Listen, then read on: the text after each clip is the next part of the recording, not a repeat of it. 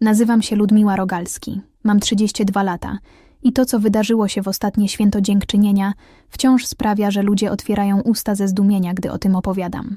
Przez 7 lat byłam dla mojej rodziny prywatnym bankomatem, finansowałam artystyczną drogę mojego bezrobotnego brata, podczas gdy mnie nazywano egoistką i bezduszną. Ale kiedy moi rodzice ogłosili coś przed 15 krewnymi, nie mieli pojęcia, że dokumentowałam każdy wydany dolar. Jeśli oglądasz tę historię, zasubskrybuj i napisz, skąd jesteś. Czytam każdy komentarz. A teraz pozwól, że zabiorę cię z powrotem do tamtego listopadowego wieczoru, kiedy wszystko się zmieniło. Przez 7 lat wypisywałam czeki z uśmiechem, podczas gdy mój brat David spał do południa. Wszystko zaczęło się tuż po studiach. David zrezygnował ze szkoły artystycznej w 3. semestrze. Nie radził sobie z presją. Mama od razu zwróciła się do mnie. Ludmiła, kochanie, twój brat potrzebuje czasu, by odnaleźć siebie. Zrozumiesz to, prawda? Zawsze byłaś silna. Silna.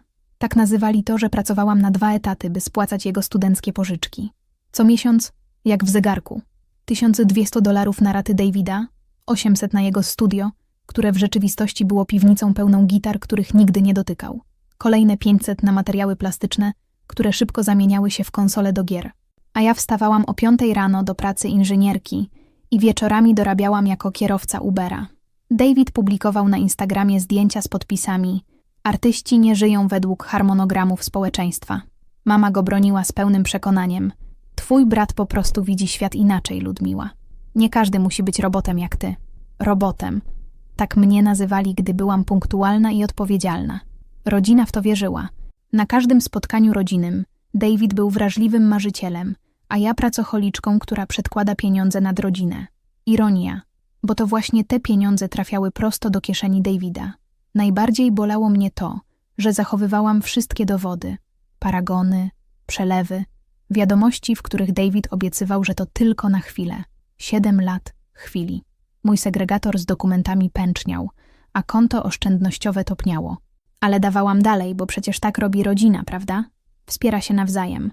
Tyle, że w domu Rogalskiów wsparcie działało tylko w jedną stronę. Prawdziwy cios przyszedł, gdy spojrzałam na liczby czarno na białym. $15,000 na naprawę dachu ojca. Spłacimy, córeczko. Nigdy się nie stało. 8,000 na operację kamieni nerkowych. 3,000 na laptop dla Dawida, który po tygodniu zamienił się w limitowaną gitarę. A gwoździem do trumny był jego ostatni post z targów muzycznych. Nowy wzmacniacz za $3,000 i podpis. Błogosławiony, że mam wspierających rodziców, którzy wierzą w moje marzenia. Wspierających rodziców za moje pieniądze. Na rodzinnych kolacjach słyszałam to samo. Ciotka Sharon zachwycała się. David jest taki utalentowany.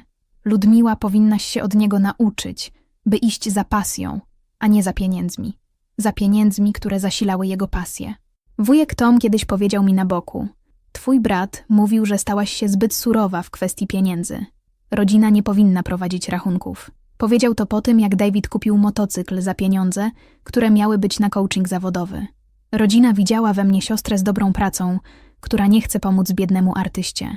Nie widzieli pustej lodówki pod koniec miesiąca, ani tego, że zrezygnowałam z ubezpieczenia zdrowotnego, by opłacić jego wynajem studia. Mama powtarzała: Ludmiła dobrze zarabia, jej nie potrzeba wdzięczności. Ale David potrzebował i pieniędzy, i uznania. Każde rodzinne zdjęcie na Facebooku to pokazywało. David obejmujący mamę, ja stojąca z boku, z telefonem w ręku, pewnie czytając kolejną prośbę o przelew. Ale miałam coś, o czym nikt nie wiedział. I to miało znaczenie później. Bo gdybym milczała dalej, straciłabym więcej niż pieniądze. 3 miesiące temu, przy kawie, mama powiedziała coś, co mnie zmroziło. Z tatą spotykamy się z prawnikiem spadkowym. Chcemy, żeby wszystko było sprawiedliwe, gdy nas zabraknie. Sposób, w jaki powiedziała tę sprawiedliwe, sprawił, że ścisnęło mi żołądek. Sprawiedliwe jak, mamo? Zapytałam. Cóż, ty odniosłaś sukces, Ludmiła. David będzie potrzebował więcej wsparcia. W tłumaczeniu planowali zostawić wszystko jemu. Zaczęli mnie izolować. W grupie rodzinnej na WhatsAppie widziałam, jak planują spotkania, a zaproszenia dostawałam w ostatniej chwili. Myśleliśmy, że nie będziesz chciała przyjść, przecież ciągle pracujesz. Ale Dawid, bezrobotny od 3 lat, nigdy nie był pomijany. Mój były chłopak, Markus, widział to wyraźnie. Twoja rodzina jest toksyczna, Ludmiła. Wykorzystują cię. Wtedy ich broniłam. Nie rozumiesz, David ma ciężko. Markus odszedł pół roku później. Nie mogę patrzeć, jak się niszczysz dla ludzi, którzy nawet cię nie lubią. To zabolało bardziej niż przyznałam. Mój terapeuta potwierdził to, co przeczuwałam. Ludmiła, masz objawy wypalenia. Stres finansowy i manipulacja ze strony rodziny poważnie wpływają na twoje zdrowie. Moje ciśnienie było wysokie. Cierpiałam na bezsenność. Codzienne bóle głowy stały się normą. Ale najbardziej przerażało mnie to, że zaczynałam wierzyć w ich narrację. Może faktycznie byłam zbyt skupiona na pieniądzach. Może to ja byłam egoistką. W zeszłym tygodniu mama wspomniała mimochodem, że córka znajomych kupiła im dom wakacyjny. Taka kochana córka. Porównanie zawisło w powietrzu jak dym. Wiedziałam, że jeśli nie zareaguję, stracę nie tylko pieniądze, ale też siebie, zdrowie i jakąkolwiek szansę na własne życie. Punkt kulminacyjny zbliżał się, ale ja byłam już gotowa. 2 tygodnie przed świętem dziękczynienia podjęłam decyzję. Siedząc w samochodzie po kolejnej rodzinnej kolacji, podczas której nazwano mnie bezduszną, bo zasugerowałam Davidowi pracę w sklepie, wyciągnęłam telefon i napisałam wiadomość. Musimy się zobaczyć. To coś ważnego. Odpowiedź przyszła natychmiast. Wtorek, godzina 14. Ten wtorek zmienił wszystko, choć moja rodzina jeszcze przez wiele tygodni o tym nie wiedziała. W międzyczasie prośby Davida zaczęły przybierać na sile. Hej, siostra, jest taki kurs mistrzowski z pewnym znanym gitarzystą. Tylko $2000. To może być moja szansa. Patrzyłam na wiadomość z niedowierzaniem. Jego ostatnia szansa kosztowała $1500 i zakończyła się po 3 lekcjach online, których nawet nie dokończył. David, może najpierw znajdź pracę na pół etatu. Pokaż, że traktujesz to poważnie. Odpowiedź przyszła w formie zrzutu ekranu wysłanego na nasz rodzinny czat. Zobaczcie, jak Ludmiła reaguje, gdy próbuje zainwestować w swoją przyszłość. Niektórzy po prostu nie rozumieją sztuki. Mama zadzwoniła niemal natychmiast. Jak możesz publicznie zniechęcać swojego brata? Wychowaliśmy cię lepiej niż to. Mamo, dałam mu już tyle. Dałaś? Rodzina nie daje, Ludmiła. Rodzina się dzieli. Może gdybyś nie była tak skupiona na kontrolowaniu wszystkiego, zrozumiałabyś, czym jest miłość. Kontrolowanie. Nie miała pojęcia, jak bardzo miała rację. Tej nocy otworzyłam szafkę z dokumentami. 7 lat dowodów, wyciągi bankowe z zaznaczonymi przelewami, wydrukowane wiadomości z datami, maile z tytułami tymczasowa pożyczka. Dawid Rogalski. A nawet notarialny dokument sprzed 2 lat, gdy David potrzebował $10 000 na produkcję muzyczną. Podpisał go z 2 świadkami, notarialnie poświadczony. Przesunęłam palcami po grubym segregatorze pełnym dowodów, po czym sięgnęłam do szuflady po wizytówkę z wytłoczonym napisem. Wszystko było gotowe. Potrzebowałam tylko odpowiedniego momentu. Poranek w święto dziękczynienia zaczął się od eksplozji. Pomagałam mamie kroić warzywa, gdy rzuciłam mimochodem: może Dawid mógłby dziś pomóc przy kolacji, skoro i tak nie pracuje? Nóż uderzył o blat. Co ty właśnie powiedziałaś? Pomyślałam tylko, że skoro minęły już 3 lata, jak śmiesz, w taki dzień. Głos mamy przeszył kuchnię. Tata pojawił się w drzwiach. Co się dzieje? Ludmiła znowu atakuje Dawida. I to w święto dziękczynienia. Dawid wszedł ospale, w piżamie, choć była już 11. O co chodzi tym razem? Twoja siostra uważa, że powinieneś znaleźć pracę, syknęła mama. Dawid zrobił minę pełną udawanego bólu. Nie każdy może być robotem jak ty, Ludmiła. Niektórzy mają duszę. Nie mówię, że masz się wyprowadzić. Wyjdź z mojej kuchni, przerwała mama. Mamo, próbuję tylko pomóc. Pomóc? Ty to nazywasz pomocą? Od chwili, gdy tu przyjechałaś, robisz tylko jedno. Krytykujesz Dawida. Tata westchnął. Ludmiła, może powinnaś się przejść. Zapłaciłam za... Płaciłaś, krzyknęła mama. Czy dla ciebie wszystko sprowadza się do pieniędzy? Czy my jesteśmy tylko transakcjami? David wyjął telefon i zaczął pisać. Powiem wszystkim, jaka naprawdę jesteś. Wszystkim? Całej rodzinie. Powinni wiedzieć, z kim mają do czynienia. Widziałam, jak jego kciuki szybko przesuwają się po ekranie. Chwilę później powiadomienia zaczęły przychodzić jedno po drugim. Ludmiła znowu psuje święto dziękczynienia. Atakuje mnie, bo jestem artystą. Niektórzy cenią tylko pieniądze. Natychmiast odezwała się ciotka Sharon. Ludmiła, bądź miła dla brata. Kuzyn Mike. Hej, to święto dziękczynienia. Wyluzuj. Mama uśmiechnęła się z satysfakcją. Może teraz wszyscy zobaczą, z czym musieliśmy się mierzyć. Patrzyłam na nią w milczeniu. Może rzeczywiście powinni. O 14:15 osób siedziało już przy stole. Mama nie traciła czasu. Zanim zaczniemy jeść, muszę coś powiedzieć. Stała na czele stołu, głosem pełnym teatralnego drżenia. Ludmiła od rana atakuje Davida. W święto dziękczynienia. 14 par oczu zwróciło się ku mnie. Ciotka Sharon westchnęła dramatycznie. Ludmiła, rodzina powinna wspierać rodzinę. Powiedziała mu, żeby znalazł pracę. Kontynuowała mama. Jakby był nieudacznikiem, wtrącił David z błyszczącymi oczami. Nigdy tak nie powiedziałam. Dla niej pieniądze są wszystkim, dodał David. Niektórzy z nas cenią miłość bardziej niż dolary, powiedział wujek Tom. Próbowałam się odezwać. Chciałam tylko zasugerować. Widzicie? Przerwała mama. Ona nawet teraz nie potrafi się powstrzymać od krytyki. Babcia siedziała cicho w kącie, patrząc z uwagą. David jest artystą, zadeklarowała ciotka Sharon. Nie każdy pasuje do korporacyjnych ramek. Artystą? Mama zaśmiała się gorzko. To nazywasz wsparciem? Twoją emocjonalną manipulacją? Manipulacją? Ledwo mogłam wydusić słowa. Sprawiasz, że David czuje się bezwartościowy, bo nie ma zwykłej pracy, dorzucił tata. W pokoju zrobiło się cicho, a potem zaczęły się szepty. Ludmiła myśli, że jest lepsza od innych, bo ma pieniądze. Zapomniała, co to znaczy rodzina. David otarł łzę, której nie było. Chcę tylko, żeby kochała mnie za to, kim jestem. Wszyscy wydali z siebie współczujący dźwięk. A potem mama wypowiedziała zdanie, które zmieniło wszystko. Jeśli kiedykolwiek czułeś się jak rodzinny bankomat, zostaw subskrypcję. Twoje uczucia są ważne. Napisz komentarz. Czy byłeś tą osobą, która zawsze brała odpowiedzialność i została za to ukarana? Zbudujmy wspólnotę ludzi, którzy rozumieją. Czytam każdą historię i dają mi one siłę. Nie jesteśmy w tym sami. A teraz wróćmy do tamtego pokoju jadalnego tuż przed wybuchem. 6 miesięcy wcześniej umówiłam kluczowe spotkanie. Biuro prawnicze Jamesa Mitchella było nienaganne, profesjonalne, w przeciwieństwie do mojej sytuacji rodzinnej.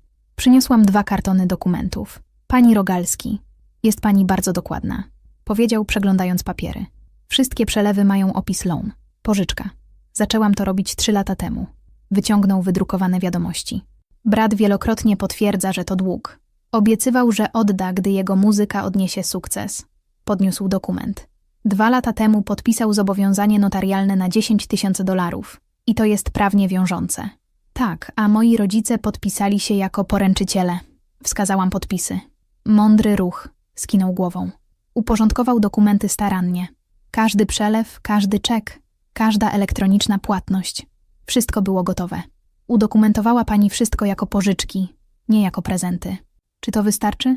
Więcej niż wystarczy, odpowiedział James spokojnie, przeglądając papiery. To nie są darowizny, pani Rogalski. To udokumentowane pożyczki z wyraźnym potwierdzeniem długu. Łączna suma to $127,000 w ciągu 7 lat. 80,000 przekazanych bezpośrednio Davidowi i 38,000 rodzicom na różne wydatki, które mieli zwrócić. Oparł się w fotelu. Możemy złożyć pozew o zwrot w każdej chwili. Dokumentacja jest bezbłędna. Nie chcę tego robić. Chyba, że co? Chyba, że zmuszą mnie do tego. To moja ostateczna karta. James podał mi wizytówkę. Proszę ją zachować. Gdy przyjdzie moment, proszę zadzwonić.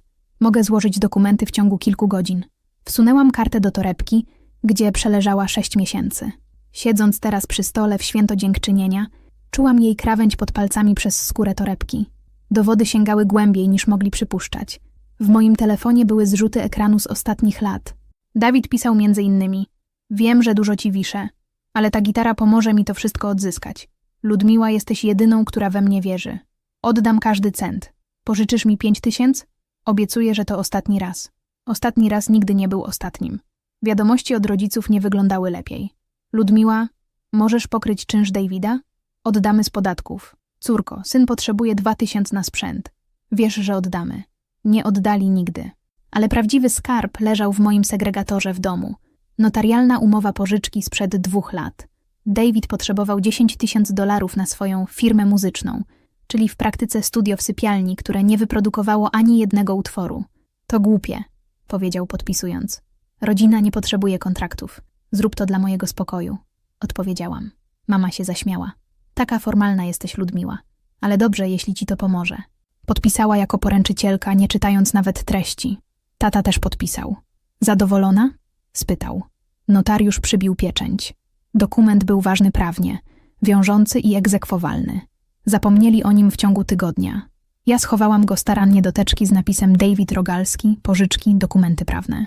Dziś ta teczka zawierała 47 potwierdzeń przelewów bankowych, 23 anulowane czeki, 186 transakcji Venmo opisanych jako loan, 94 zrzuty ekranowe wiadomości, 12 wątków mailowych i 1 dokument notarialny.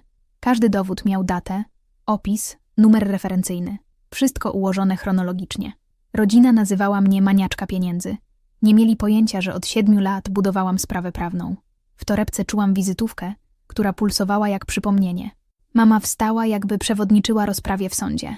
Muszę coś powiedzieć wszystkim. Jej głos rozszedł się po całym pokoju. Ludmiła uważa, że nie jesteśmy jej godni.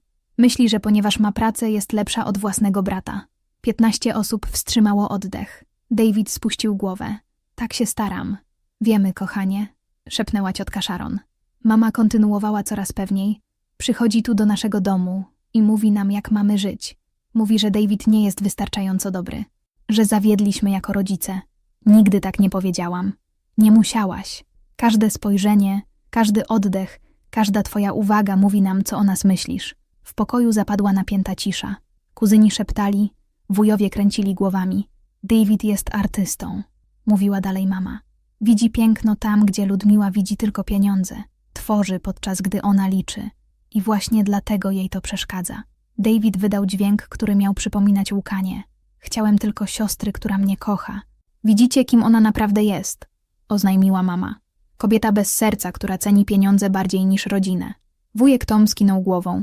Rodzinne rozczarowanie. Kuzyn Mike dodał. Niektórzy zapominają, skąd pochodzą. A potem mama zadała ostateczny cios. Najlepszym prezentem byłoby, gdybyś zniknęła z naszej rodziny. Zapadła cisza. Nawet tata wyglądał na zaskoczonego. Babcia poruszyła się niespokojnie. Margaret, to już przesada. Powiedziałam, co miałam powiedzieć. Odparła chłodno mama i usiadła z triumfem. Wszyscy patrzyli na mnie. Wstałam powoli. Chcecie, żebym odeszła?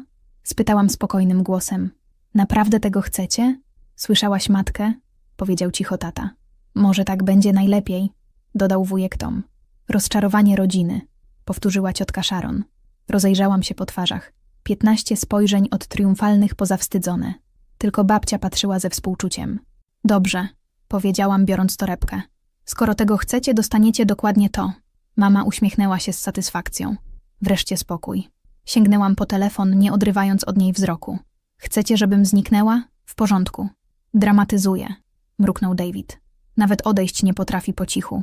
Przewinęłam listę kontaktów, zatrzymując palec nad jednym nazwiskiem. Wizytówka w torebce zdawała się parzyć w dłoń. Co robisz? Zapytał tata.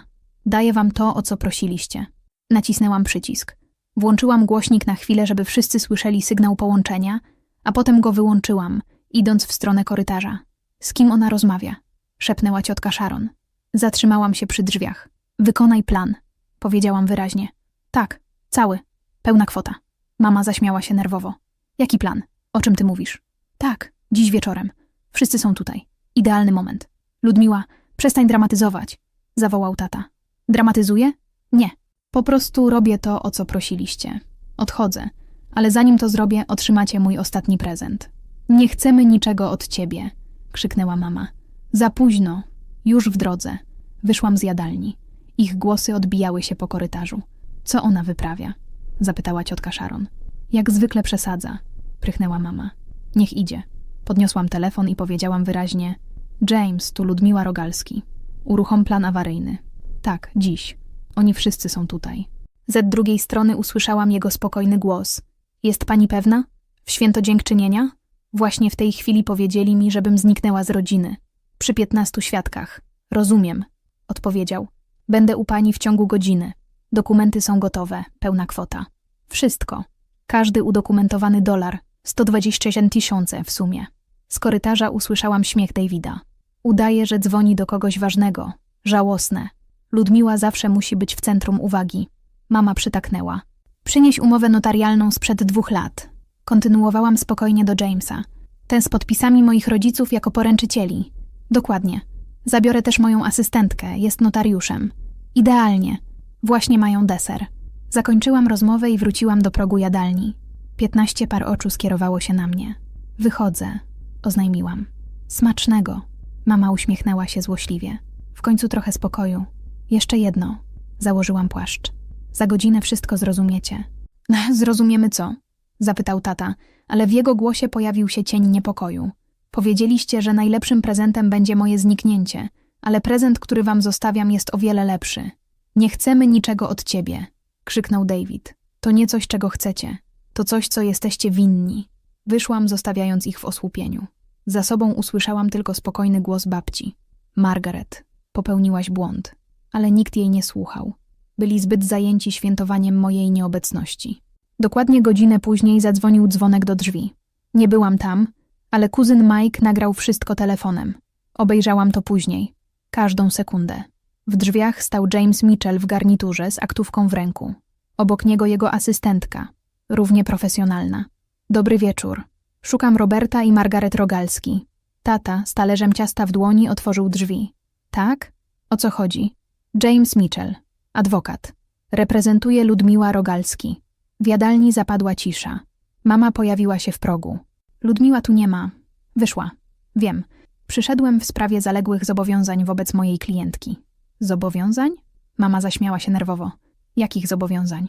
James wyjął grubą teczkę. Czy mogę wejść? Sprawa dotyczy także pana Davida Rogalskia. Z wnętrza domu dobiegł głos Davida. O co chodzi? O $127,000 udokumentowanych pożyczek, panie Rogalski. Zapadła cisza gęsta jak dym. James kontynuował rzeczowo. Biorąc pod uwagę liczbę świadków, to odpowiedni moment, by porozmawiać o spłacie. To przecież święto dziękczynienia, pisnęła mama. Zgadza się, pani córka wspominała, że będziecie mieć rodzinne spotkanie. Świadkowie są w takich sprawach bardzo pomocni. Musieli go wpuścić. James wszedł do jadalni pewnym krokiem, jakby był gospodarzem. Jego asystentka niosła drugą aktówkę. Co to ma znaczyć? Warknął wujek Tom. James położył aktówkę na stole między ciastem dyniowym a sosem żurawinowym. Sprawy finansowe, wymagające natychmiastowej uwagi. Otworzył ją z charakterystycznym kliknięciem. W środku uporządkowane teczki, każdy dokument oznaczony. Zacznijmy. 15 osób pochyliło się nad stołem. Babcia uśmiechnęła się lekko. Mama osunęła się na krzesło. To niemożliwe, wyszeptała. James rozłożył dokumenty jak krupier karty. Wyciągi bankowe z lat 2017-2024.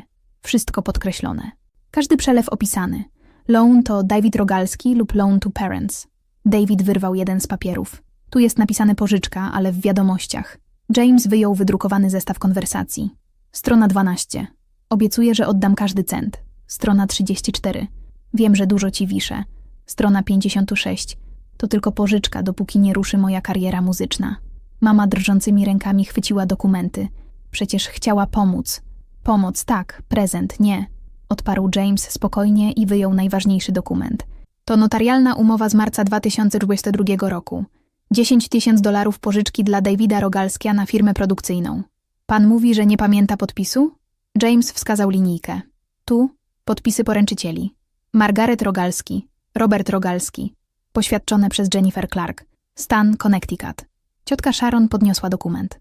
To prawdziwe. Jak najbardziej. I prawnie wiążące. Potwierdził James. Kolejna teczka. Przelewy z Venmo. 186 transakcji. Każda z opisem loan. Łącznie $47,000. Następna czeki. $23,000 w ciągu 7 lat. I jeszcze jedna. Maile od rodziców proszących o pieniądze i obiecujących zwrot.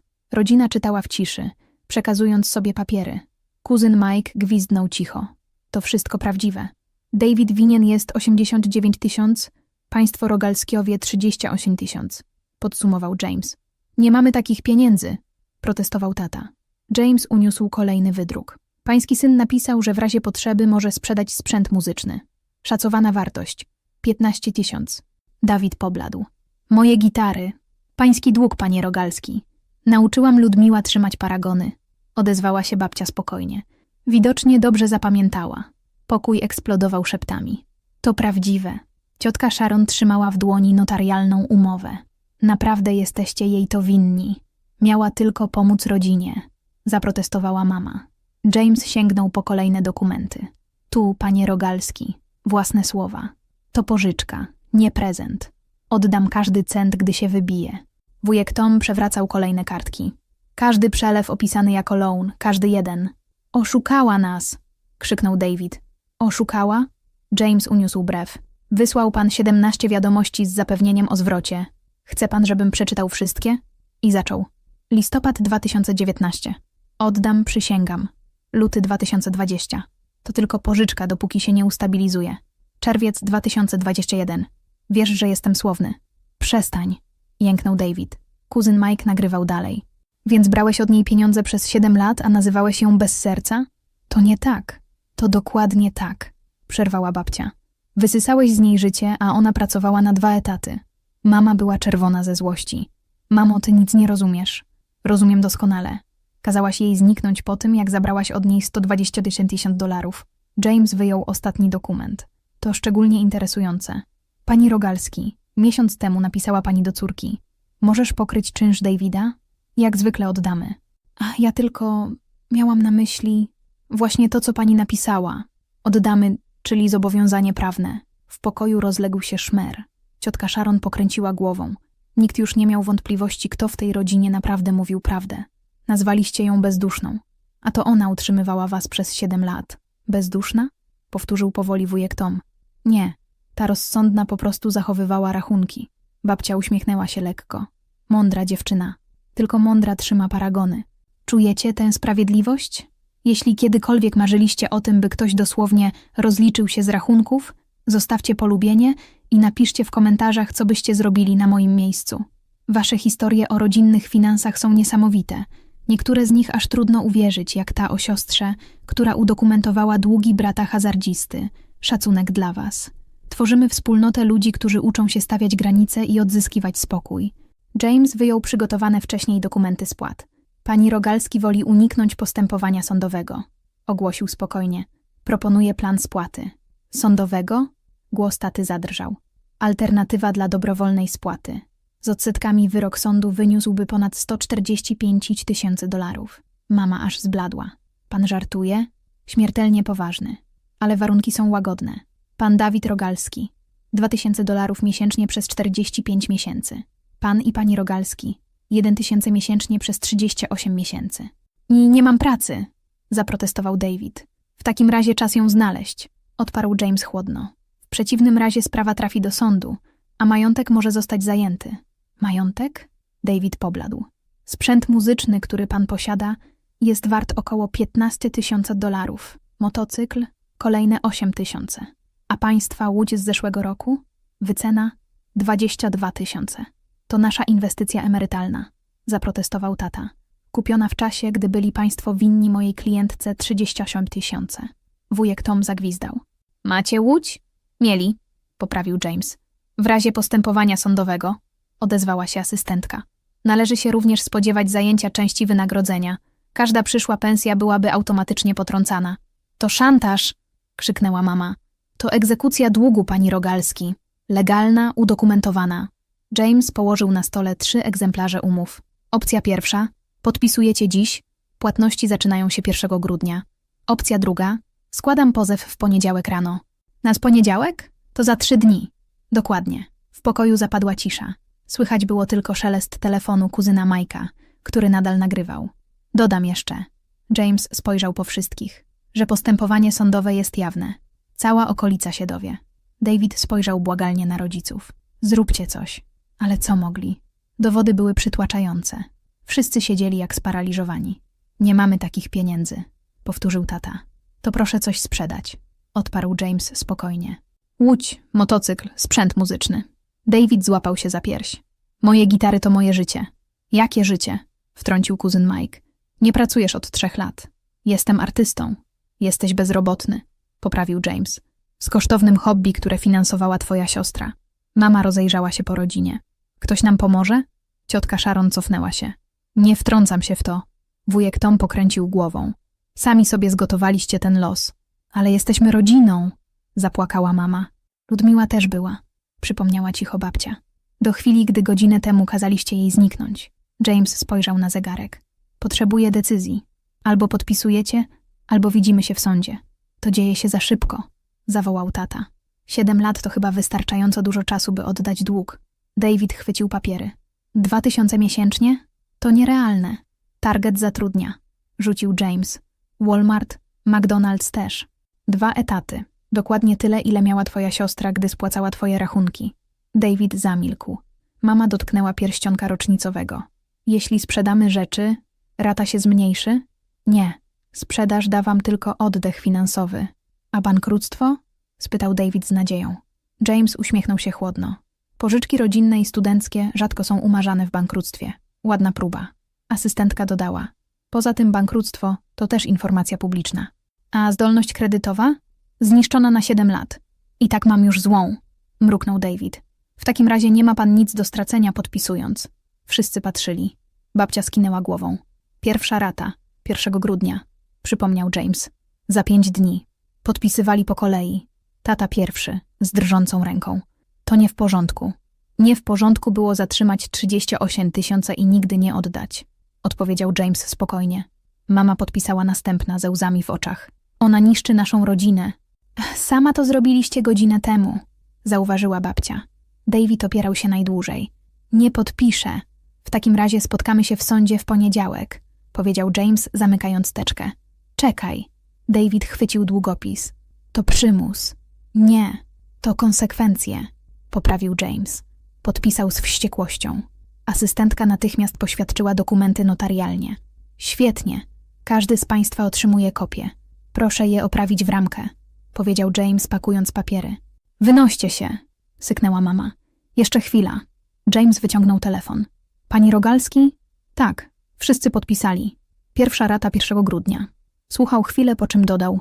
Prosiła, żeby przekazać, że pieniądze trafią bezpośrednio na spłatę jej kredytów studenckich, tych, które wzięła utrzymując Davida. Ona ma kredyty studenckie? Zapytał zaskoczony tata. Na 60-70 tysięcy dolarów. Myśleliście, że studia inżynierskie są darmowe? James spakował wszystko starannie. 1 grudnia. Nie spóźnijcie się. Każde opóźnienie uruchamia proces sądowy natychmiast. To przecież święto dziękczynienia, powiedziała mama załamanym głosem. Ona zrujnowała to święto. Nie, babcia wstała powoli. To wy je zrujnowaliście, gdy kazaliście swojej córce zniknąć. Ona po prostu spełniła wasze życzenie. Z odsetkami. Prawnik i jego asystentka wyszli. Rodzina siedziała w milczeniu. Kuzyn Mike spojrzał na ekran telefonu. Nagrałem wszystko. Ludmiła powinna to zobaczyć. I nie waż się, krzyknęła mama. Za późno, już wysłałem. Nikt nie tknął deseru. Ludzie wychodzili po cichu, jeden po drugim. Święto dziękczynienia zamieniło się w dzień rozliczeń. Dosłownie. Ciotka Sharon, która przez lata broniła Davida, ledwo się pożegnała. Nie mogę uwierzyć, że okradaliście ją przez tyle lat. To nie była kradzież, zaprotestowała mama. I na jak inaczej nazwać zabranie 127 tysięcy dolarów bez żadnego zamiaru zwrotu? Wtrącił wujek Tom, potrząsając głową przy drzwiach. Ludmiła miała rację co do wszystkiego. Stanąłeś po jej stronie? Spytał tata z niedowierzaniem. Nie ma stron. Są fakty, a fakty was pogrążają. Jeden po drugim wszyscy wychodzili. Kuzyn Mike zatrzymał się przy Davidzie. Płakałeś, że wszyscy cię oceniają, a byłeś jej winien 80 tysięcy dolarów. Jesteś żałosny. Nie rozumiesz sztuki. Nie rozumiem oszustów. A ty jesteś właśnie takim. W kilka minut rodzinny czat na WhatsAppie eksplodował. Oglądałam to wszystko z mojego mieszkania. Ciotka Sharon zmieniła administratora grupy. Ludmiła, jeśli to czytasz, przepraszamy. Wujek Tom. Nie mogę uwierzyć, że daliśmy się nabrać. Kuzynka Lisa. David pisał o swoich trudach, podczas gdy Ludmiła płaciła za wszystko. Wstyd. A babcia napisała tylko: jestem z ciebie dumna, Ludmiła. Dziadek też byłby. Mama próbowała się bronić. Nie znacie całej historii. Kuzyn Mike odpowiedział, wrzucając nagranie. A tu macie całą historię. Minuta po minucie. Potem zapadła cisza. Potem zaczęły przychodzić prywatne wiadomości. Nie mieliśmy pojęcia. Powinnaś była to zrobić wcześniej. Zasłużyli na to. Najlepsza wiadomość przyszła od babci. Usunęłam ich z testamentu. Wszystko zapisuję tobie. Ludzie, którzy szanują pieniądze, wiedzą, jaką mają wartość. O północy David opublikował na Facebooku post o nowym początku i świeżym starcie. Bez ani słowa wyjaśnienia. Jego przemiana była szybka i bolesna. W 3 dni złożył 14 podań o pracę. Wiem, bo kuzyn Mike pracował w Target i wysłał mi zrzuty ekranu. Twój brat złożył podanie na kasjera sezonowego. W doświadczeniu wpisał freelance artist. Przez 3 lata. Po 10 dniach David miał już 2 prace. W Target w dzień, a wieczorem rozwoził jedzenie dla Uber Eats. Jego Instagram zmienił się z artystycznych zachodów słońca w zmęczone selfie w czerwonym uniformie z napisem: podekscytowany, że dołączyłem do zespołu Target. Komentarze wyłączone. Znajomi muzycy pytali: co z twoją muzyką, stary? Nie odpowiadał. 2 tygodnie później rodzice zorganizowali wyprzedaż garażową. Pierwsza poszła Łódź.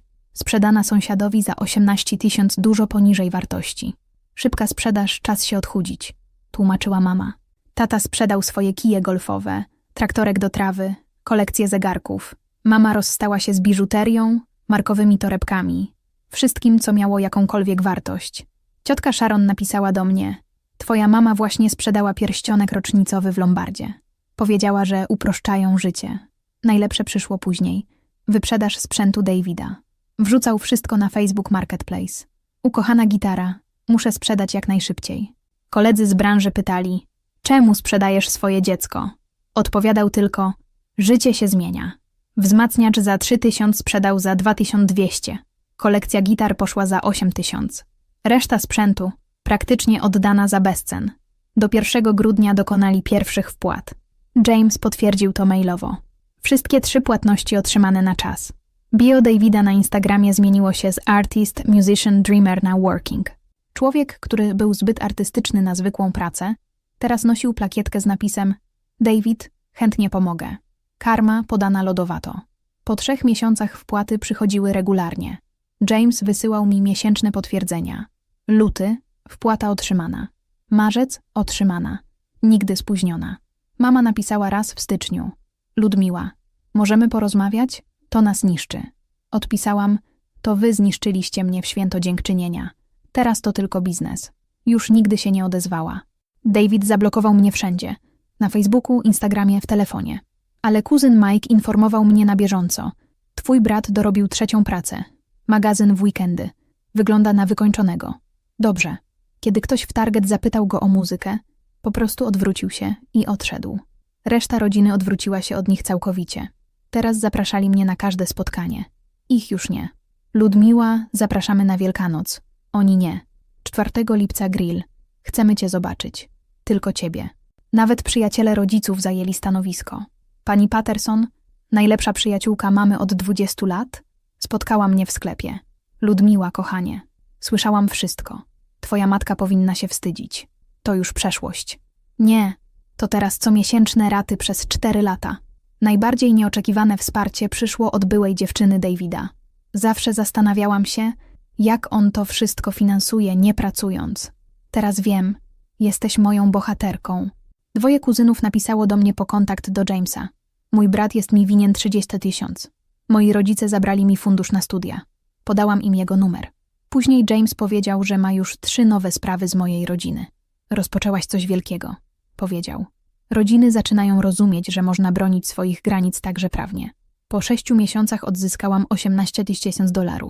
Każdy cent przeznaczyłam na spłatę moich kredytów studenckich. Tamon bezduszna, która kochała pieniądze, wreszcie odzyskiwała swoje. Z odsetkami w postaci upokorzenia winnych. Zbudowałam nowe życie bez nich. I było piękne. Święto Dziękczynienia 2024 spędziłam z moją wybraną rodziną. Przyjaciółmi, którzy widzieli całą historię. Kiedy zegar wybił rocznicę mojej wolności, Sara wzniosła kieliszek. Za Ludmiła, która udowodniła, że trzymanie rachunków to też język miłości. Mój rachunek bankowy wreszcie rósł. Pierwszy raz od 7 lat.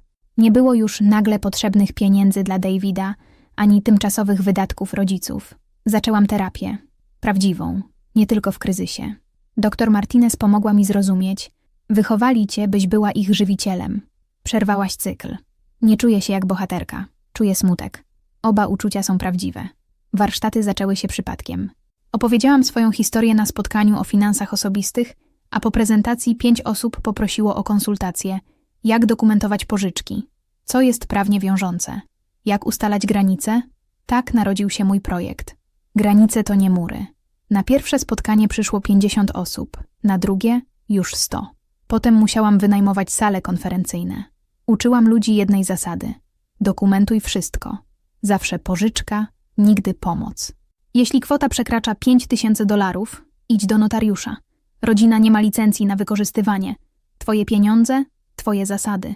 Mój ulubiony slajd prezentacji przedstawiał zdjęcie zniszczonego bankomatu i podpis: bankomat jest nieczynny. Ironia nie umknęła mojej uwadze.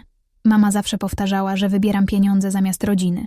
Teraz zarabiałam, ucząc innych, jak wybrać siebie zamiast toksycznych bliskich. Moje mieszkanie stało się azylem. 0 wyrzutów sumienia, 0 manipulacji, Zero dramatycznych telefonów o nagłych wydatkach. Tylko cisza, spokój i przelewy po $2000 miesięcznie, zawsze punktualne. Dowód, że jasno postawione granice działają. Z lekcji, które wyniosłam, można by napisać książkę. Może kiedyś to zrobię. Dokumentuj wszystko. Zawsze. Teczka w mojej szafce nie była przejawem paranoi. Była przygotowaniem. Każda wiadomość, każda tymczasowa prośba, każde oddaję wkrótce. Wszystko zapisane. Bo zdrowie psychiczne zależy od tego, czy masz dowody. Na każdym przelewie pisz loan, pożyczka. Nie help, nie gift, nie family support. 3 litery, które zmieniają wszystko prawnie. Rodzina to nie licencja na pasożytowanie. Pokrewieństwo krwi nie oznacza obowiązku krwawienia dla innych. Nie jesteś zobowiązany finansować niczyjego życia tylko dlatego, że macie wspólne DNA. Twoje pieniądze, twoje zasady. Od momentu, gdy je zarobisz, są twoje. Nie nasze, nie rodzinne. Masz prawo decydować, do czego służą. I tak, wolno ci być czarnym charakterem w ich opowieści. Oni nazwali mnie bezduszną, zabierając $127,000. Niech, ich opinia nic mnie nie kosztuje, ale ich dług kosztował ich wszystko. Prawdziwa rodzina szanuje granice. Babcia to rozumiała. Widziała, jak trzymam paragony i uśmiechała się. Wiedziała, że chronię siebie. To jest miłość. Największe odkrycie przyszło później. Oni nigdy nie kochali mnie jako osoby, tylko to, co im dawałam. Kiedy bankomat przestał działać, przestałam dla nich istnieć. To powiedziało mi wszystko. Ludzie pytają, czy żałuję. Nie. Żałuję tylko 7 lat finansowania ich chaosu. Żałuję każdego dolara, który opóźnił moje własne marzenia. Żałuję, że kiedyś wierzyłam, iż poświęcenie oznacza miłość.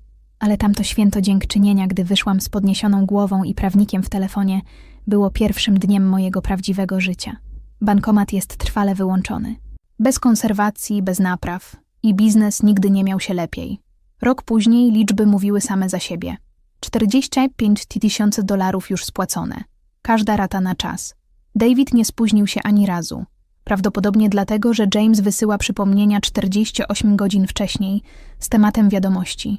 Wniosek sądowy. Przygotowanie. David teraz pracuje 65 godzin tygodniowo w 3 miejscach. Artysta, który potrzebował przestrzeni, by tworzyć.